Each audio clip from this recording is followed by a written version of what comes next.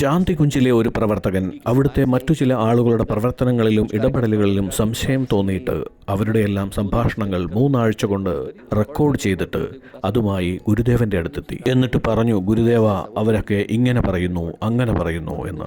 എത്ര ദിവസമെടുത്തു എന്ന ചോദ്യത്തിന് ഗുരുദേവ 3 ആഴ്ച സമയമെടുത്തു എന്ന് മറുപടി നൽകി. ഗുരുദേവൻ ചിരിച്ചുകൊണ്ട് പറഞ്ഞു, അവരൊക്കെ എന്താണ് ചെയ്തത് എന്ന് നമുക്ക് കൃത്യമായി മനസ്സിലായോ എന്നറിയില്ല, പക്ഷേ താങ്കൾ എന്താണ് ചെയ്തത് എന്ന് കൃത്യമായി മനസ്സിലായി. 3 ആഴ്ച സമയമെടുത്ത് താങ്കൾ ഇങ്ങനെ ഒരു കാര്യം ചെയ്തതിൽ നിന്ന് എന്താണ് മനസ്സിലാവുക?